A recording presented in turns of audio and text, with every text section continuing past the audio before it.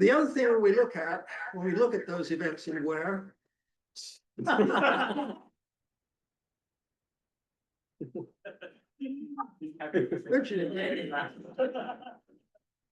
had this all planned and I was really going to look forward to this, and it's being slowly technologically destroyed. All right, so spatial patterns. We're always looking for spatial patterns, and what I look for is what I call the juxtaposition of unlike phenomena. It's where those patterns junction with others, and they're the questions in my mind that are raised when we travel around. We sort of generalize about an area. We say, well, it's got certain similarities, and then we come across another area with similarities that are different. It's that juxtaposition line which prompts all the questions that lead me, at any rate, to research. The other key to my view of geography is that to be a geographer, you must have some sensitivity to both sides of the field. It's not enough to just be a human geographer or a physical geographer. You've got to recognize that the value of geography, and almost, it's not quite the unique feature of geography, but it's close to it, is the integration of the environmental and human worlds. And that's what we do very well. It's central to our being. So that's why I feel that one's education should at least, I'm a human geographer, but I love to pepper physical geographers with questions, usually questions they can't answer very easily. Things like, when you see all those puffy clouds and you're flying across the Caribbean, where are they where's the heat generated? I mean, are there little pockets of heat on the surface of the ocean? And the last time I asked Dan Leslie that, he said, clouds are very difficult. We'll have to think about that one. And finally, is my view, you've got to get out into the field. There is no substitute for experience, for direct experience. And so throughout my life, I have practiced as much as possible getting into the field, out of the room, out of the data center, and making contact with real people, real environments. Okay, that's really all I want to say intellectually about geography. Let me now move on. I should say, by the way, that field work is sometimes can be a little dangerous or stupid, depending upon how you look at it. But at any rate, I survived. So let me start my geography story by the end point. At least what I hope is just so far the end point. What is the last thing I did in terms of academic geography?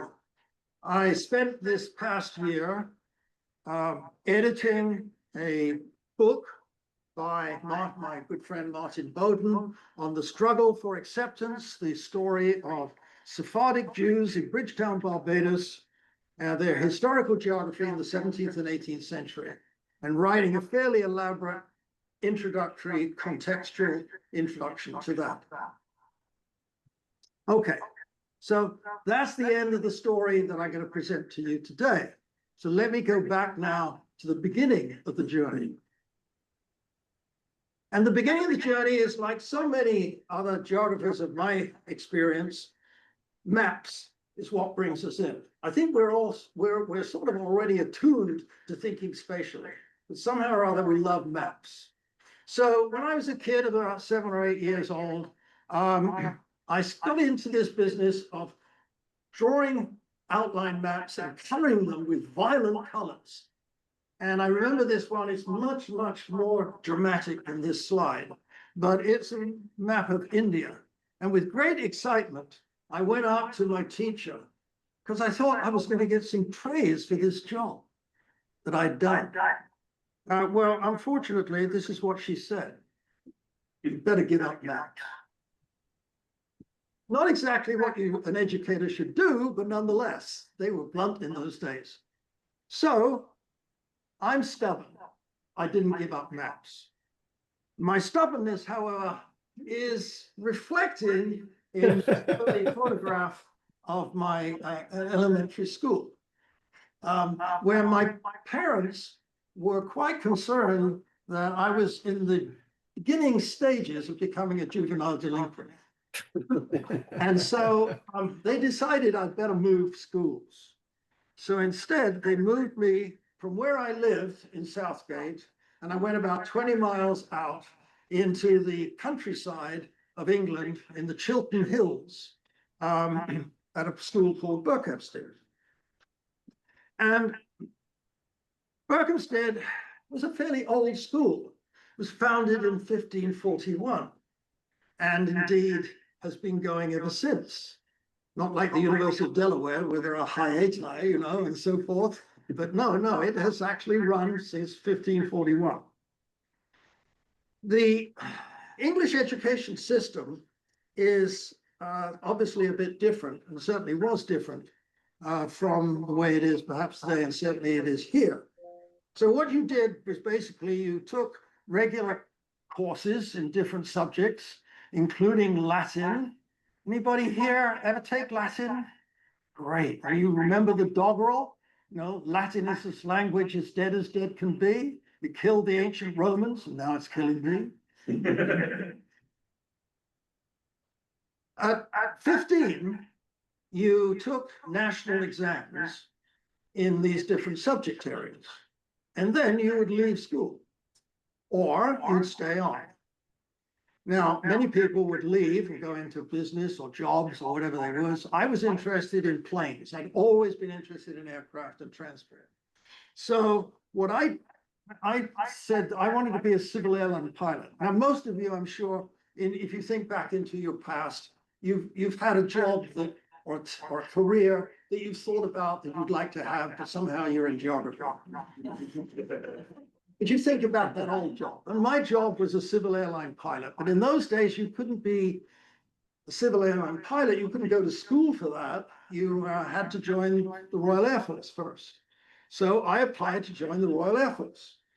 And they invited me into a series of tests for 3 days. I lasted 2.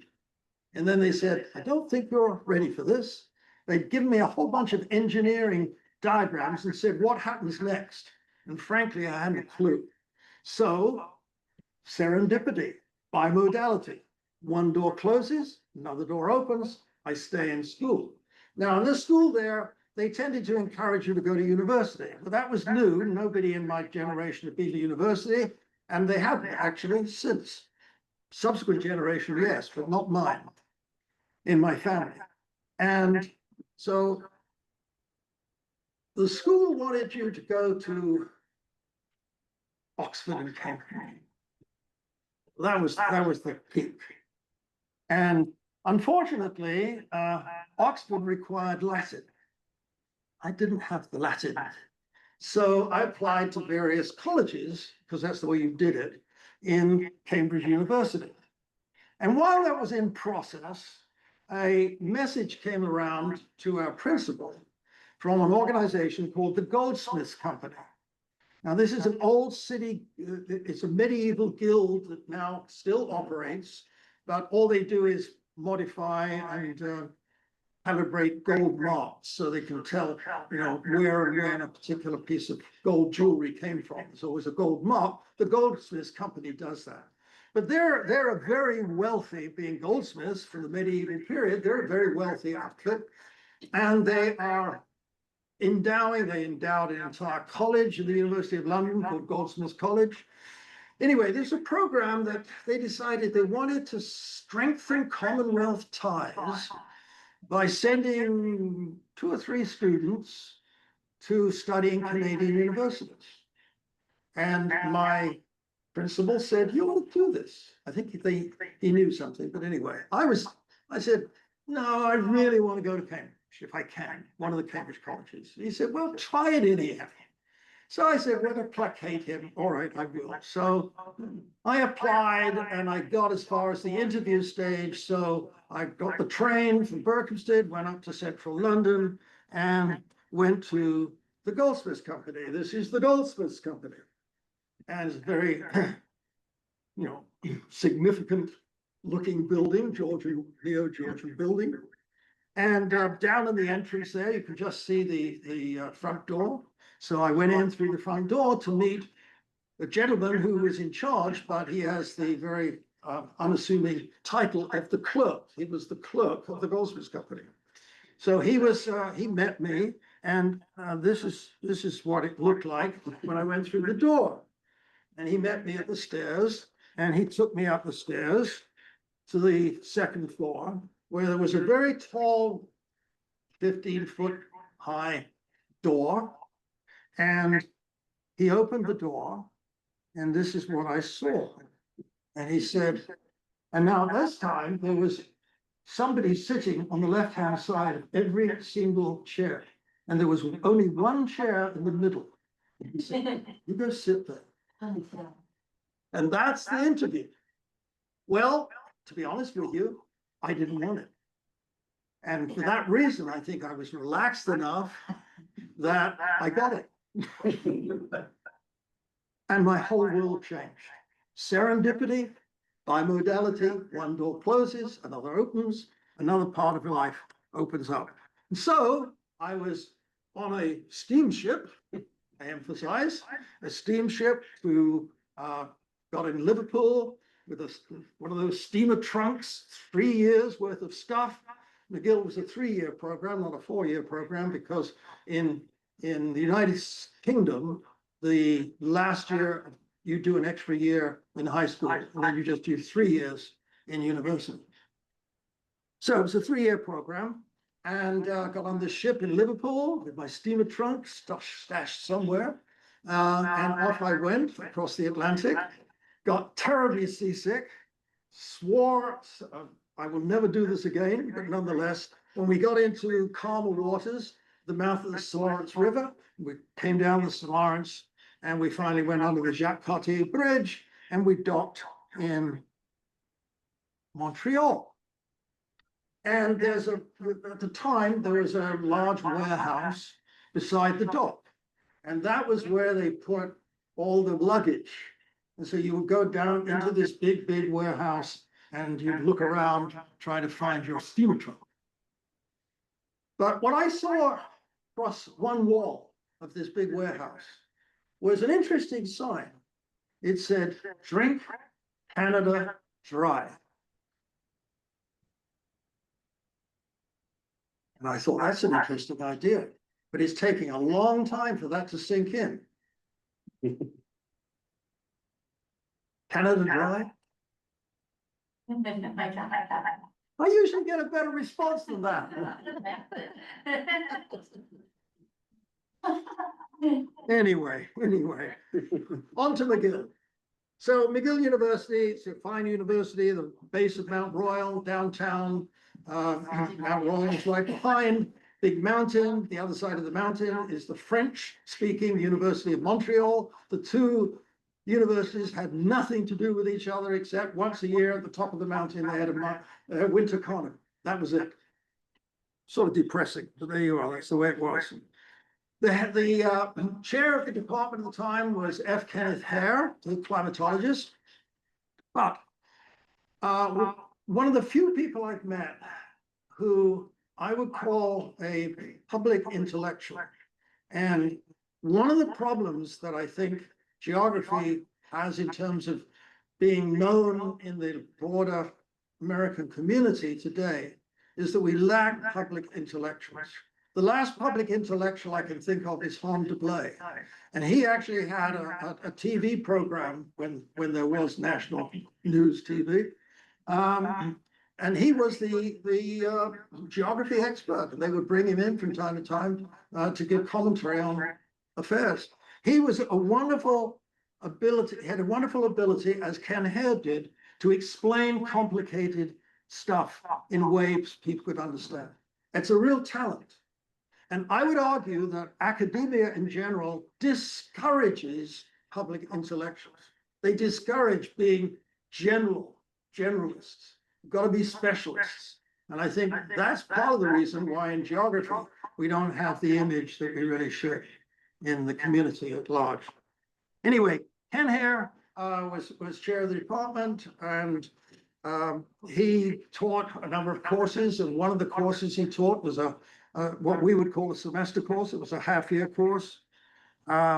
And it was, the course was basically that formula. That's actually the subject of the course. And it was the formula that Bedico created, a Russian climatologist in 1956, that basically described the heat balance of the Earth's surface. And he took us through every single little piece of that formula.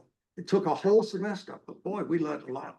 And he did it in a way that it was an advanced course, and he did it in a way that an ordinary person, a human geographer, would understand. That's the sort of integration of the two subject areas, physical and human, that I think is so valuable. It was mostly a graduate department rather than an undergraduate department. There were only a few majors, so we were brought in right away as undergraduates into what was a graduate environment with seminars and so forth, half of which we couldn't understand what was going on, but nonetheless, it was a great introduction. But it was also a department that emphasized field work, getting out into the field. And so they had a monadnock called Mount St. Hilaire. You people all know what a monadnock is, of course, right? I hope. Anyway, it's a dome-like rock of solid, usually volcanic material. Everything else has been eroded around it, and it remains. So one of the things that we were, McGill has a research station out there. People can go out and do research. So they would send us out on a field camp. And we were usually in pairs.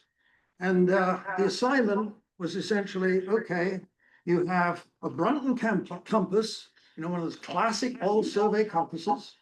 And what you have to do is you have to trace a contour line. Survey a contour line. So you go in that direction, you go in that direction, and hopefully your contour line will meet, because it never did. So here we go. But, it's a great example of engaging in the field.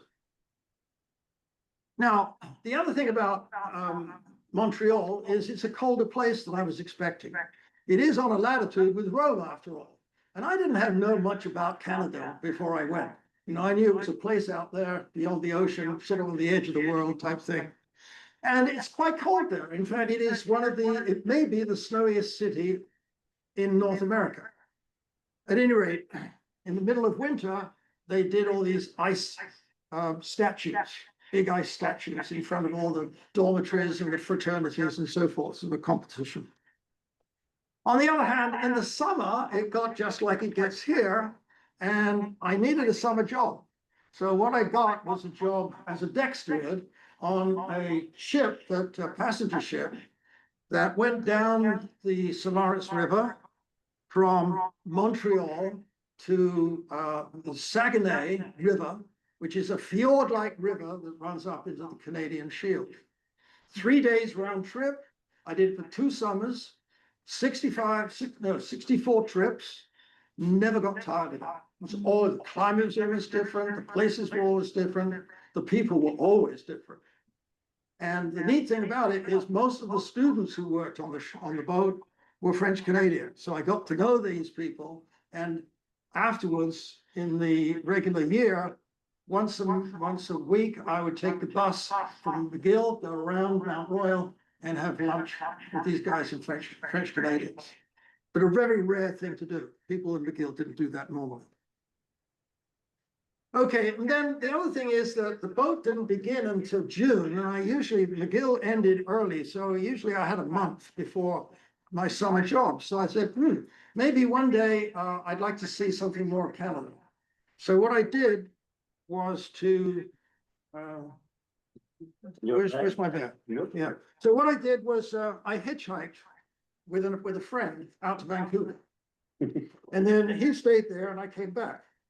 And the only reason we got rides is because we had this banner. This is the one I used coming back. Oh. And I had everybody who gave me a ride sign them. So we should show it to the camera for the zoomers. Let me try to see if the zoom will get it. Students going. So that was a good experience, 3,000 miles each way. And kept a journal, of course, very important to do that. You've got to keep a journal. So that you can figure out, remember what the hell you did or where you went. And then it was time to start thinking about what I was going to do. And at first, I wasn't quite sure whether I was going to go into grad school or not, although the impetus of the department was, yeah, you should do that. But I actually inquired about it, a position as an economist of all things with Shell Oil Company. And they actually flew me down to Toronto, which was what I needed. But in the end, I decided I was going to go to grad school.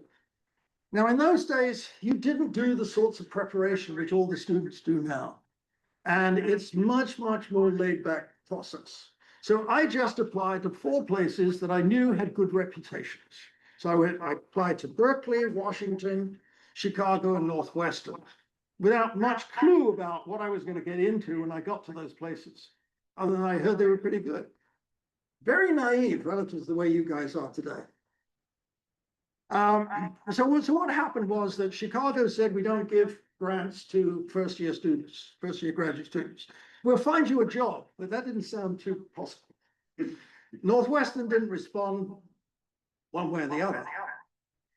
Now, there was a rule, I don't know whether this still exists now, I don't think it does, but there was a rule that all universities made their offers on the 1st of April, and recipients had until the 15th of April to respond. I don't think that's done anymore, is it? But that's the way it was. So on the 28th of March, I got a telegram, you know, the old-fashioned thing, from Berkeley, offering me a teaching assistantship. Well, nothing else had happened, and I didn't know about this rule anyhow. So I said, yeah, sure, I'll come. And then on the 2nd of April, I got a phone call, even rarer, from the University of Washington, offering me a teaching assistantship. And I was still not English enough in those days that I said, yeah, I don't know, I've already accepted at Berkeley, and I've made a commitment. And they explained the rule. They said, well, you can turn them down, it's okay, and accept us. So I said, well, you know, I thought I've already done that. So I went to Berkeley.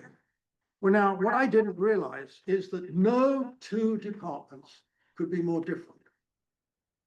Because the quantitative revolution of emphasis on data collection rather than qualitative work had begun to sweep through the social sciences. It had already infected, affected, depends on your point of view. It had touched on sociology. Economics, of course, was never out of the quantitative area. And it was beginning, it hadn't made it to history yet. History came later, but it would hit geography. And there was a real battle going on between the quantitative and qualitative geographies. And you're nodding in the background, Sandy, because you remembered some of this stuff. It really was quite strong and firm. I had no idea. Washington was at the forefront of this new movement towards the quantitative revolution, and Berkeley wasn't. Berkeley was a very more traditional, but very, very good and scholarly, but nonetheless, emphasis on qualitative work, not quantitative. I had no idea that's what I was getting into. And I would be an entirely different geographer if Berkeley hadn't jumped the gun. Yeah. Serendipity. Well, I finally graduated from McGill, and I only put this up because it's in Latin. And Latin being a problem for me, I couldn't read it. So I had to go to somebody who got a bachelor's in science, where it was in English, and say, what does it say? Is this legit? Okay, so I was all set then to go back to England until Berkeley started. And then all of a sudden, the people in McGill said, how would you like to be a climatological research assistant in Barbados? We have a research center there, the Bel Air's Research Center. Would you like to do that? And I said, yeah, of course. So they flew me out there, and we settled into the research center, and all I had to do basically was go to a little site, machine, what do we call these sites? Blanking out.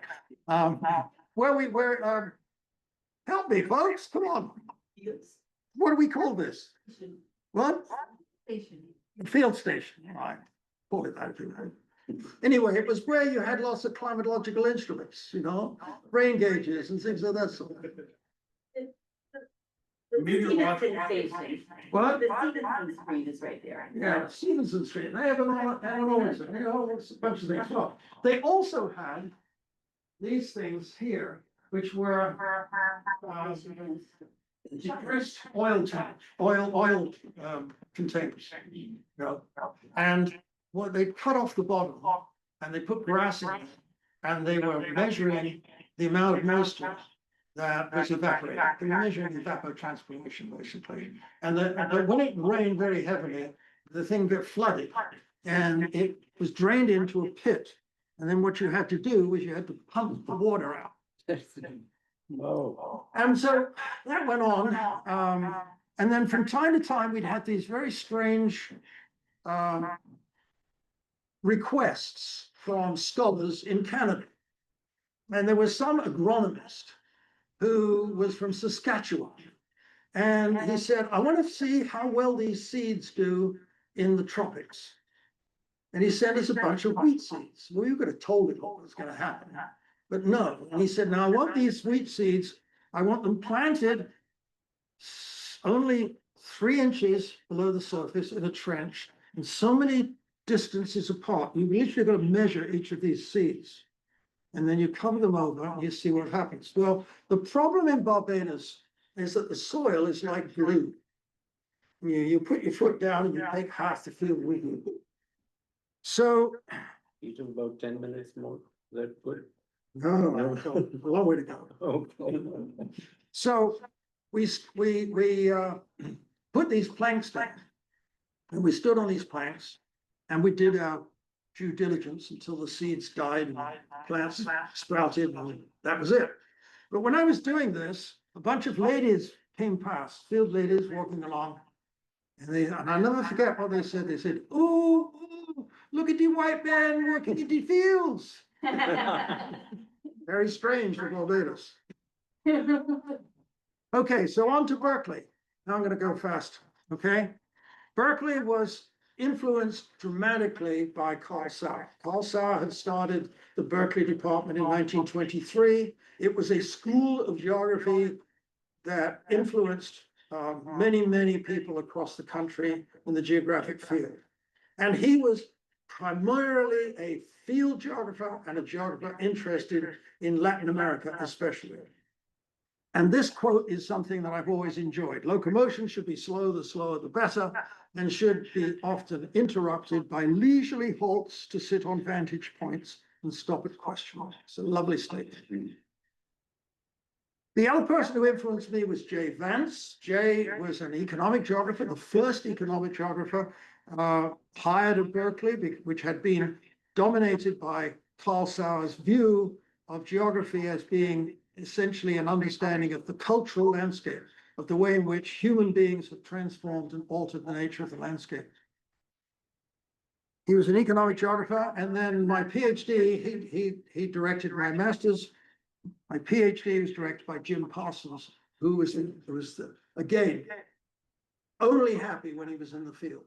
But what Parsons gave to me, because after he got his PhD at Berkeley, and then he was a newspaperman, and he learned writing as a newspaperman, and then he brought that back. And he was the most wonderful editor. I would hand him, you know, a 200-page version of my dissertation, which finished up to be 400 pages. And within a weekend, it was coming back. Every single practically line, penciled out, marked, move this around, what about this, and so forth.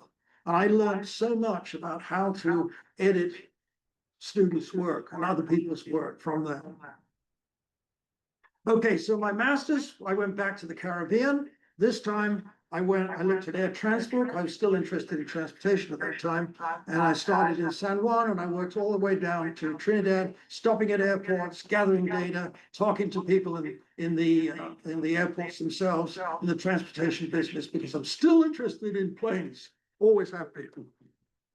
But other things were going on in Berkeley at the time. I went to Berkeley in 61. In 64, the free speech movement began.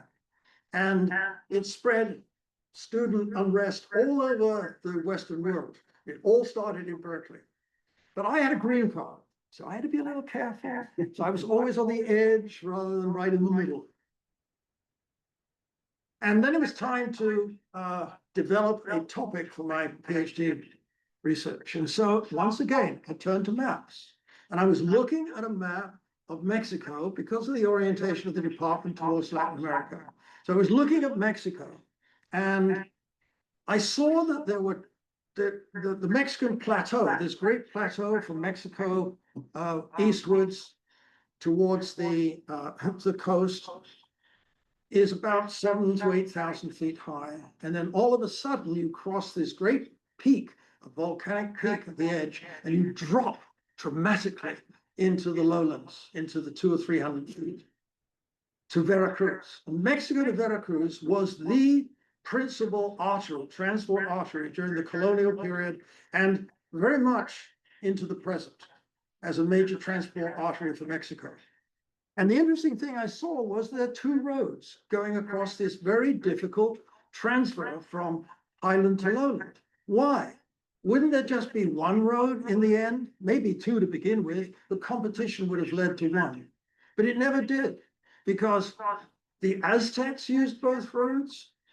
The colonial Spanish used both roads, built them up, paved them to some degree. And then when the railroad came, two railroad companies moved in and they also used it. And to this day, the main transport routes from Mexico to particularly Puebla to Veracruz are still the main routes to this day. So I was interested in why, what was going on? And I titled it Route Competition and Route Inertia, because those were the two features that explained for me why there was this constant repetition of competition and inertia in the investment that other people and enterprises already made in the particular routes. Now, I got a grant to go down to Mexico and do the work. And what I would do is half the time I was in the archives, which in those days, they're not there anymore, but the main archives, the colonial archives, were in the National Palace. And then the rest of the time I was out in the countryside looking for examples of the old colonial road to try and plot their exact location. Artifacts is what I was looking for. And I was driving around in my 122 Volvo. That was the vehicle that I brought down from San Francisco, my wife, and it's wherever we went in that. So it came to halfway, 6 months, and my tourist visa was running out. And the way to renew your tourist visa was you had to go to another country, apply, and come back. And I thought, well, maybe there's two possibilities. I can go to Brownsville in 48 hours and come back again and keep working, or I could spend a month and go to Guatemala and apply from there. So I did. So that's the route that we took. And most of the route was okay, except that these were sorts of roads that you had to deal with when you were moving into Highland Guatemala, which April is already nodding because she says, yeah, I know all about that. Now, a lot of the roads are now, the main roads are paved, but they weren't then. So the big problem in this proposed route was between Puerto Barrios and Flores, Flores is the main sort of principal city in the middle of the Petén, which is an extension of the Yucatan Peninsula, the southern extension of the Yucatan Peninsula. And that was a problem because there are roads there between those places now, but there weren't then. And in particular, the road to Flores was relatively available, but that's what it looked like. So the problem lay in this section here between Modesto Mendez and Puerto Barrios. Puerto Barrios was the main port for exporting, still is, for dole, bananas and things of that sort. So you could drive to Puerto Barrios, and you could drive from Modesto Mendez to Flores on that road I just showed you. But the problem was, what about the interval? And I learned that I could get passage, quote unquote, from Puerto Barrios to Modesto Mendez. So I passage by boat. Okay, so I thought that would be fine. When I got to Puerto Barrios, this is what I found. The passage was that I was going to be part of a large metal barge, which was going to be tugged by a small boat along the sea and then up the Sostul River to the port of Modesto Mendez. They rocked the car literally onto the barge. And then they continued, they put all this stuff, because all this building material and other things were being brought down from the highlands to be delivered to the lowlands, along with lots of fruit, big bags of plantains and all sorts of stuff like that. And then they said, it's going to be overnight, so where would you like to stay? You can either stay in the boat, which was a small little cabin thing with quite a few people already, or you could stay in your car. So I said, we'll stay in our car. So off we go. I'm thinking about this, however, and wondering, is this a good idea? Well, this is how we started off. We woke up the next morning and we were being tugged along by this small boat, but unfortunately the wind was picking up, a little norte was coming through, and they decided, no, we'd better put into another port first for a little period of time. But in the meantime, the tow rope broke. And so for a while, we were just floating around this barge, and the boat was sort of circling around, and the guys trying to tie the thing together. And literally, that's what they did. They tied the rope together, and then we continued on our way. So we were headed for the port of Modesto Mendez, where we could pick up the dirt road to Flores. And this is the port. A bank, a river bank. They hooked the barge up to a truck at the top of the bank, revved it up and pulled the barge as close as they could get to the bank, which was just gravel. And then they put down 2 planks. And then they said, okay, back up the planks.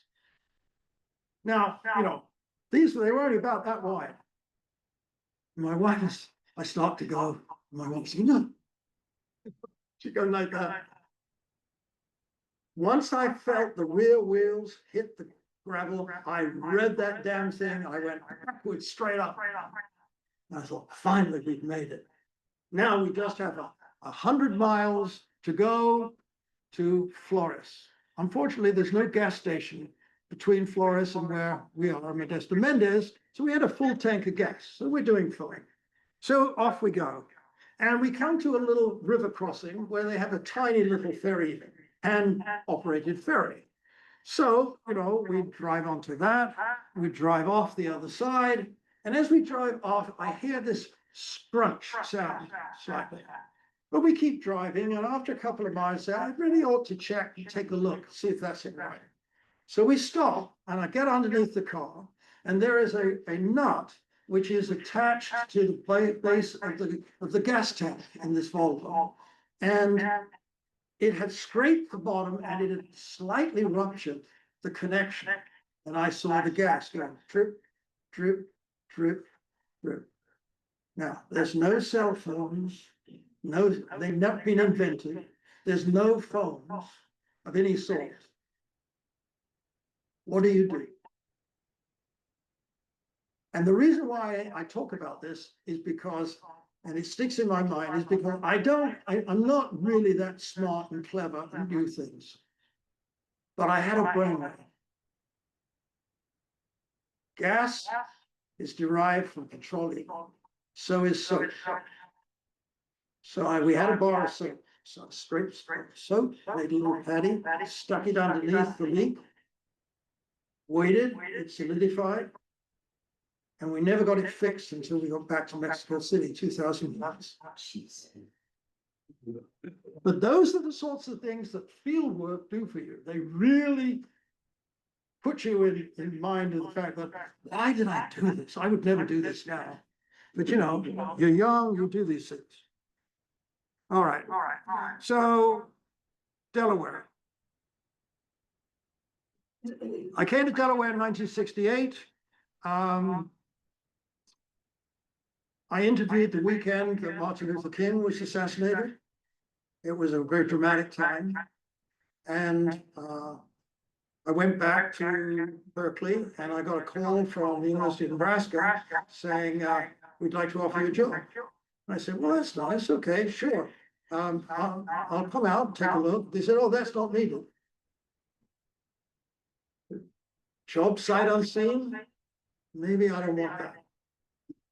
I also had an opportunity to talk with the University of Texas, but Texas was a PhD program, well-established program, and I was ABD, which you never hear about now, all about dissertation.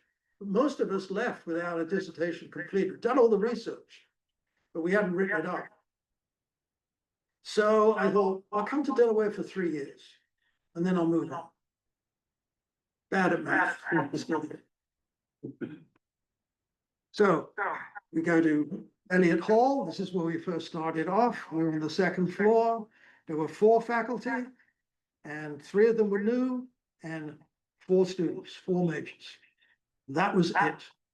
My first teaching assignment was a 175 student introduction to human geography in Willard Hall, a 325 urban geography, and then Mather was teaching 101 physical geography and with sections, and I had to take 3 of his sections. That was my assignment. No TAs, no help. That was it. That's why it took me 3 years to get my PhD finished. And what we had to deal with, you have to realize there's no such thing as computers. I mean, you wanted materials for your class. You used a mimeograph machine, crank the damn thing, get purple all over your hands. Xerox machines were a real dramatic improvement. When the department finally got one, we were only given the opportunity to have 2 or 3 sheets at the most. And Mather, for a while, I think he even wanted to put in one of those codes so that he knew who was using them. He never did. When you were in the class, this is what you used. Okay? This is what Tom Meyer did when he needs one of those, right? We used the overhead projectors. We didn't have PowerPoint. I also developed an interest here in field work, particularly in cities. And I'm really, this is one of the quotes I always love. There's no true chaos in the urban scene, only patterns and clues waiting to be organized. Grady Clay was actually not a geographer, but he might as well have been. And again, that's his issue of looking at patterns and seeing how the evolution of cities evolves over the course of time. So I needed a place to take my students. Again, you've got to get out of the classroom. So what was going to be my sample city? Well, we have Wilmington, which was small and not terribly exciting, and then Philadelphia, one of the original cities, the first planned city of English North America, something that really was a great baseline to build upon. So that's what I chose. And I developed a field trip, 6-mile walking field trip, always walking through Philadelphia. I must have led it 30, 40 times at least. Don't do it anymore. Did it a few years ago. And the theme that I looked at cities was an interesting one. Do good cities make good citizens, or do good citizens make good cities? Form and function, really. but it was always an interesting question to apply at different parts of the world. This is what we use for maps. Before the computer finally arrived at the University of Delaware, but not for individuals like us, just the central computer. So we use what was called SIMAP, in which we use these old cards, printed cards, and the printer would overprint patterns and produce these sorts of images. Eventually, in around 1981 or two, we got a computer. The university bought us the IBM PC. The IBM PC, the iPhone is about 20 million times more powerful than the IBM PC, the first PC. Nonetheless, we use floppy disks and all that sort of stuff. The other thing that has characterized my time in the university here, in the department, is study abroad. And study abroad was started, admittedly, in 1932 by one faculty member in languages, but that only went until the end of World War II, the beginning of World War II, and then nothing happened in the University of Delaware until the beginning of the 1970s, when Arthur Trabant, President Trabant, who came the same year I did, started Winterim in 1971. And in 1972, we started study abroad in winter term. And I led a bunch of students. We got in a van and we drove up and down the United Kingdom looking at new towns, British new towns. It was so popular that the university leased for the trip Pan American Airways, and Pan American Airways actually had written on the side of their plane, the Delaware Clipper. Sort of neat. So my study abroad continued, and again, my work is always out in the field. I used to take students to London, walk around the city. The black lines here are actually the pathways that we would follow, and I would trace the development of the city from its Roman times to the present, looking at how the contrasts and changes have occurred. I did London in 1970-74, and then I stopped because I had to raise kids. And then starting in 1985, I started again, usually with somebody else, another faculty member often. And my last one was 2015. There was a time when I was on the north bank of the Thames. The snow was coming in horizontally. The students were huddled around trying to take notes. And I said, what the hell am I doing here in January in London? And then the opportunity occurred soon thereafter in the study abroad program. They needed somebody to accompany a member from the Spanish department for Latin American studies in Argentina. I said, yeah, Buenos Aires in January, that's not a bad idea. So, sorry, went the wrong way. So Argentina, I did 4 in Argentina from 2005 to 2013. And then there was Barbados. And I'd always been interested in the idea of doing a comparison, take students for 2 weeks in London and then go to 2 weeks in Amsterdam, 2 medieval cities, which were very powerful merchant cities, but very different in their form. So I went to my colleague, Ida Schroeder, and I said to Ida, I said, how about doing this? And she said, she looked at me and she said, Amsterdam in January, you're bloody mad. So I said, well, how about plan B, Barbados? Because she'd done work there, I'd done work there, it was a natural fit. And that's how we did 4 more in Barbados. And then finally, I did 1 in Fiji with one of my master students, Lucy Browning, who had been saying, you've got to do Fiji, you've got to do Fiji. So I did that with her. So study abroad has been really, really important. Unfortunately, I'm going to have to wrap it up. But we will have a chance. If you give me another meeting, I'll finish it, bore the hell out of the rest of them. No, you are most welcome to, you have been amazing. But anyway. We are so fortunate to have. That's so far. You're read through. Micah now to try desperately to comment on everything I've been, all the nonsense I've been talking. No, thank you so much, Peter. And so, Micah, we're delighted to have you. Thank you for coming at short notice. So Micah Petersen's bio you have, but he is one of the key highlights of his career. He was in the ROTC while he was a student here. He did his master's in geography. He was a Schwarzman Scholar in China, which was a very prestigious program at Tsinghua University, which Yao would know is the premier technical university in China. And then he was in the army and served in Afghanistan, and now is with the US Foreign Service. So, and he was also a valedictorian. He spoke at the main commencement, the one in the big deal. So thanks for coming, Micah. Yeah, okay, I'll try to Be over there because otherwise you won't get heard very well. All right, so I'll knock this out in 10 minutes. So I was asked today to speak on why geography is still relevant today, and I'll give you posit 3 items: that it's relevant for economic coercion, it's relevant in warfare, and technology has significantly impacted geography in a dualistic nature, which I'll talk about at the end. So how is it relevant in economic coercion? My master's here focused on the migration of China to Mozambique, Zimbabwe, and South Africa. I spent a great amount of time, about 6 weeks, interviewing Chinese migrants in Mozambique and Maputo, because at the time, export from Maputo to Durban took between 8 to 15 hours. The United States had been significantly involved in Mozambique with offering help, military assistance, foreign aid assistance, but guess what still existed after 20 years of American involvement? Military threats and a lack of access to food. China comes in and China says, hey, there's a need to limit the change the geography in the area in order to gather. Are we good? Yeah. Okay, in order to influence the area there, right? So China goes to the leaders of Frelimo, the party in Mozambique, and says, hey, we can build a bridge for you that connects Maputo directly to Durban and cuts export times in half.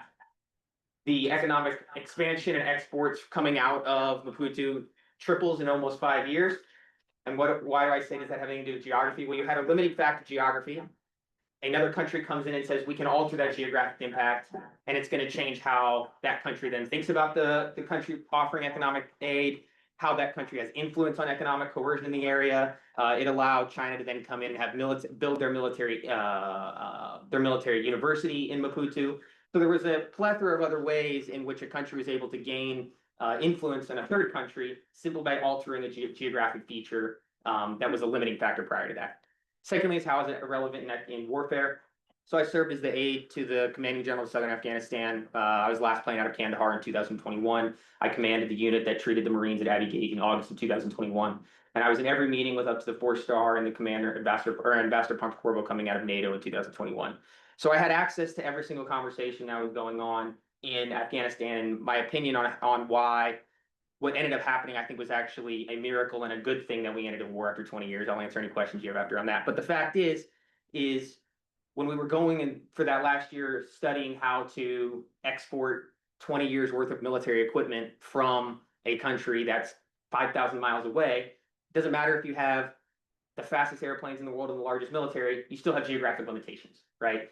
So we're sitting in meetings where it's like, okay, you can either demill military equipment, or you can put it on an airplane and you can ship it to Germany, and then you can refill, and then you can ship it to Dover Air Force Base, and you can drive across the country. Okay, but now there's the environmental impact of that, and you have limitations on that from the DoD. And then you only have so many C-17s and so many C-130s. Now you have to calculate how does that influence how fast you can get equipment out, and then you have the political influence of that, of okay, do you leave equipment or do you leave people, and which one looks worse when you report it on CNN the next night. But all of that is dictated by geographic limitation, right? So unless you understand the distance that separates peoples and cultures and institutions, that is always going to be the limiting factor in how decisions are made. And then lastly is tech. I think that if you look at how immigration occurred in the 20th and 19th century, basically the biggest obstacle was getting from point A to point B. Once you got to Ellis Island, you could make a living for yourself. 2025, you get to your port of entry, now you have biodata, you have influence on passport control. These are all technological advancements that limit people's ability to migrate. So what is no longer the biggest obstacle of just getting to a place, it's how technology has influenced the way that people can get to places. Caveat on the more positive side of this, I think technology in some ways has made us feel as though it's a pseudo replacement for proximity, that you understand somebody because you can FaceTime them and you can talk to them on a phone. I would posit that even with technology, you still have geographic distance and cultural distance that cannot be replicated until you understand it, right? And so I'll give you this one story. One of my best friends in China was actually from Libya. He fought in the Arab Spring. He showed up to school on the first week with his arm wrapped because he'd taken an AK round to his arm the week before in the Arab Spring, or after Gaddafi had fallen out of control, out of power. And here I am talking to him, and at the end of the conversation, he says to me, he's like, I'm gonna tell my mom that I met an American soldier, because never in my life did I ever think I'd call an American soldier a friend. And I would argue that you still have to go from point A to point B, whether it be in Mexico and driving across a barge, or riding across a barge and then ripping out your gas can and meeting those people and understanding who those people are, or studying in China and cross-cultural dialogue that wouldn't occur unless you're in that place and you've traveled the miles to go meet people, which can only be understood if you were with a person in the geographic place that they've lived and in the cultural context of which they've risen. So those are my 3 points. I turned a 20-minute conversation into 3. I just summarize them there, but no, definitely, that gives us a very nice reflection also in terms of how Peter narrated his, the technological side. Clearly, we saw the changes that have happened from where they were at to where now we have our DIS lab. The coercion part, I want to ask you, what do you mean by coercion? Is a kind of a term that has some negative connotations. It does, right? It has negative connotation, but that doesn't take away from the realpolitik aspect of it, right? In that, we can talk about the good and bad aspect of the BRI, but the fact is that China looks at Belt and Road Initiative, right? What is it? The Belt and Road Initiative. So the Belt and Road Initiative comes out of the early 2007, 2008. China goes to, well, actually it's after 2012. So we pull out of the TPP in 2017. Prior to 2017, China had started looking at partners in East Asia and figuring out how to work out with ASEAN, right? We pull out of the TPP in 2017, post-Obama administration. Trans-Pacific Partnership. Thank you. That was Obama's big deal. Right, which basically opened up all of ASEAN nations in Southeast Asia to say, what the hell, how are we gonna, work with people, with partners within East Asian region unless we have some type of agreement. And China says, okay, well, we're going to fund and this is very key, it's bilateral relations with countries, not multilateral relations. And why is that so important? America signs agreements, for example, with NATO or with NAFTA, etc., where there's multiple players at the table, which means everybody has to come to the room and they have to agree to something. With a bilateral relationship, I can go to Zambia and I can say, do you want a port built? And Zambia says yes, and I say, okay, give me 20 years access to your minerals. Fun fact, it takes 20 years to clean a field with their said mineral, and then I'll build said port for you. Now, there's no other third party to say, hey, that's not a good idea. And that's where I think the coercion comes in, because they have coerced Zambia, where we on the West really haven't, this is getting the political side of things, right? Political geography, but we haven't given Zambia the option to benefit economically outside of just aid or military assistance. And China comes in and coerces and says, if you want this, this is the cost of which it will come. We won't force you to do it, but we'll coerce you for your own benefit. But isn't that what we're doing through tariffs? Oh, yeah, anything I've said is not relative to the State Department and the military, of which I'm currently employed. Yes, I would argue that. That's a different conversation. Yeah. But it's still to the point, right? It's still the fact that it is a form of. it is a form of coercion. Yeah. Okay, great. Well, we have 5 minutes for Q&A, or maybe Peter, if you also want to have some rejoinder on what Micah's 3-point relevance of geography currently. Well, I guess when you're as old as I am, you're influenced, I think, more than anything else by the technology. I've seen so much technological change. The computer really was revolutionary. I started before we had computers. I know they had in the military and before, but realistically, computers were not part of our life when I started. And it's really strange for most of you to think about that, I think. And now we have a new technology, AI.